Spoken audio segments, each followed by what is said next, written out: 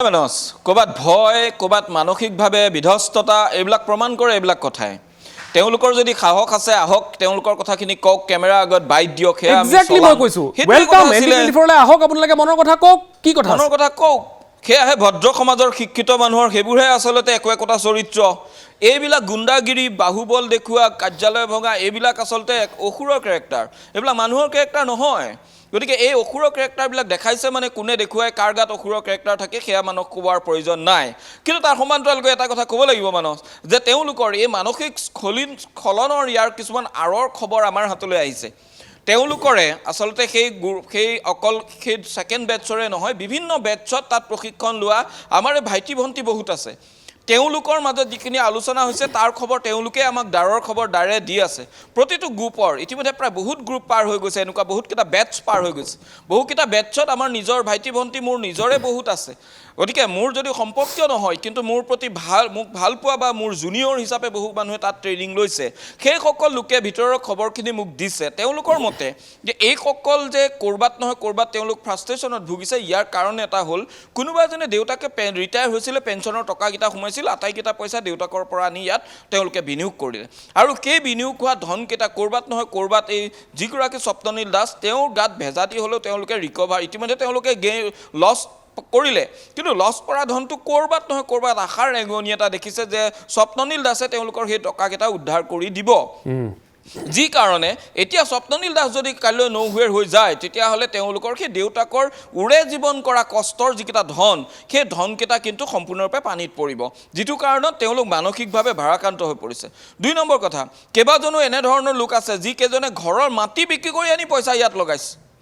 ঘৰৰ মাটি বিক্ৰী কৰি যেতিয়া ঘৰৰ ভেটিটোহে আছে বাকি সকলো মাটি বন্ধকত দি থৈ কোনোবাই বিক্ৰী কৰি থৈ ধনকেইটা আনি ইয়াত লগাইছিলে আৰু কাৰ ওপৰত ভৰসা কৰি লগাইছিল স্বপ্ননীল দাসৰ দক্ষতাৰ ওপৰত কিন্তু যদি স্বপ্ননীল দাসেই যদি নাথাকে যদি স্বপ্ননীল দাসৰ সেই তেওঁৰ যিখিনি পৰামৰ্শ দিবলৈ যদি মানুহজন নাথাকে বা তেওঁ কাৰাগাৰলৈ গুচি যায় তেতিয়াহ'লে তেওঁলোকৰ এই গোটেই যিখিনি আশা কৰি তেওঁলোকে ঘৰৰ মাটি খেতি কৰা মাটিকেইডৰা তেওঁলোক ইতিমধ্যে বন্ধকত দি থৈ আহিলে কোনোবাই বিক্ৰী কৰি থৈ আহিলে সেয়া কিন্তু তেওঁলোকৰ সম্পূৰ্ণৰূপে শূন্যলৈ পৰিণত হৈ যাব এনে ধৰণৰ কিছুমান কাৰণত আসলতে সকলো মানসিকভাৱে ভাগি পৰিছে এনেকুৱা আছে যে এনেকুৱা এজন আছে যিজনে পত্নীৰ যিখিনি গহনা আছিল গহনাখিনি তেওঁ বিক্ৰী কৰি পেলাই সেই ধন আনি ইয়াত লগাইছিলে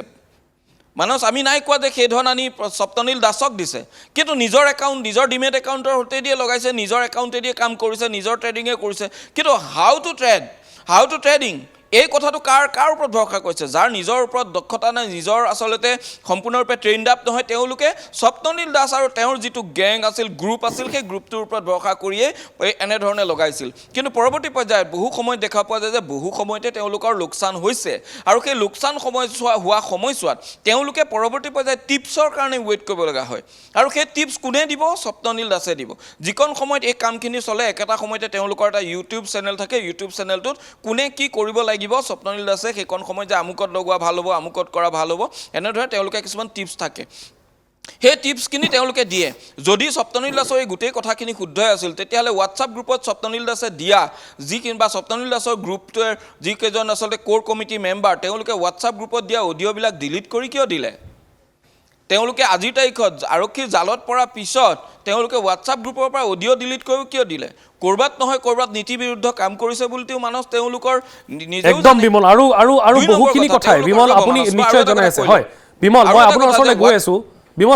গৈ আছো এটা বিৰতি ল'ব লাগিব বিৰতিৰ পিছত উভতি আহিম আৰু এই গোটেই সম্প্ৰচাৰটো অব্যাহত থাকিব কাৰণ এটা ডাঙৰ এটা কাহিনী আৰম্ভ কৰি লৈছে এই স্বপ্ননীলৰ আমি সো-কল গুণ্ডা বাহিনীয়ে যদিও গুণ্ডা কোৱাৰো তেওঁলোকৰ যোগ্যতা নাই তথাপিও কৈছোঁ গুণ্ডা বাহিনীয়ে এই গোটেই নতুন এতিয়া স্বপ্ননীল দাসৰ বিৰুদ্ধে বা স্বপ্ননীল দাসৰ সন্দৰ্ভত আমি বাতৰি সম্প্ৰচাৰ কৰিলোঁ আৰক্ষীয়ে নিজৰ কাম কৰি আছে আমি নিজৰ কাম কৰি আছোঁ এই অধ্যায় এনেকৈ চলি আছিল কিন্তু এওঁলোকে এই ধৰণৰ কথা বতৰাৰে কিন্তু এটা নতুন পৃষ্ঠা খুলি ল'লে যাৰ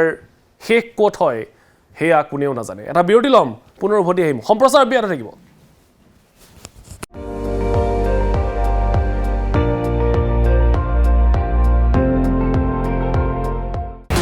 আপুনি চাই আছে ND24 সৰ্বশ্ৰেষ্ঠ নহয় সৰ্বোত্তমৰ দৌৰ